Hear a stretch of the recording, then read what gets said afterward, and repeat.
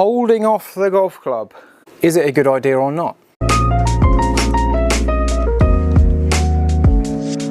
Now the first thing I want to explain here is that if I have a stick here and I want to swing this stick back and forth, if I rotate and rotate again, I get back to the same point. That's just a mechanical thing that I like to happen in the golf swing. And normally when we're holding off the release, we want to encourage less loft and more of an open face. So we might be trying to hit the ball lower, we might be trying to hit the ball more left to right. And if I take my backswing and then I slide over here, I then can't strike that golf ball. I move my low point too far over. So while we're trying to hold the golf club off, make sure we're not sliding over too much and moving our low point and ruining our strike. And then there's another factor in this as well. So if I hold the golf club off and get my hands really far ahead, I now can't reach the floor.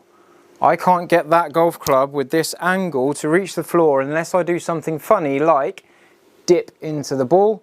So then I need to dip down into it, but can I get that same angle and that same dip every time? And of course, you're gonna hit good golf shots with a mechanism like that, but just not as frequently as I would like. So if I go for a shot where I really get the hands ahead, I am going to top the golf ball. So if you have any topped golf shots, potentially we've got the hands too far ahead and we're pulling the club away from the floor too much. And also if I'm trying to hold the golf club off and I'm trying to hold it off so much and I slide over to assist that hold off, if I do that and then I get some funny strikes there, that club struck really high up the golf ball because I've gone too far ahead.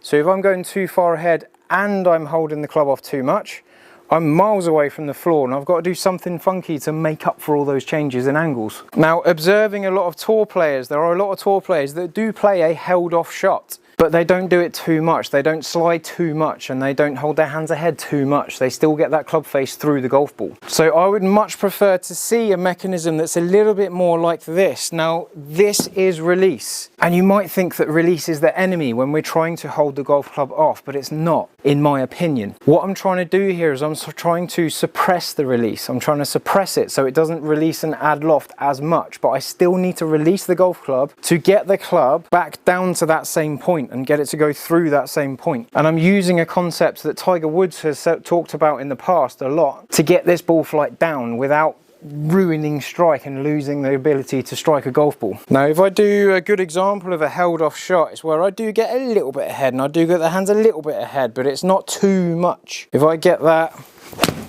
shot there, I get that slightly lower flight and that little bit of fade on it. But again, I'm not drifting too far away from that center point. So if you want to hit the ball lower, this is how I think you should do it. And again, this is my opinion. Every coach is different, every golfer is different, but this is just my input on this factor. If I release the club down there, and if I release the club up there, I'm going to get two different flights. So if I show you these as an example, if I get released down there, I'm going to get a certain shot going that way and it's going fairly low. I don't have that fade on it, never want to fade it. I'm going to have to do a few different things. Like I might put my chest over here preset and then I'm in this place and then I don't slide forward, I just stay here and release that club down. But I have to release that club through that point. Release is not the enemy. There are other ways to move the release, change the release, suppress the release. And there we go, I've got a slightly lower flight with a bit of fade. But I've not had to have a variable mechanism here that may be good on a good day, maybe bad on a bad day. I've just got something I can go to and repeat a bit more frequently. If I now release the club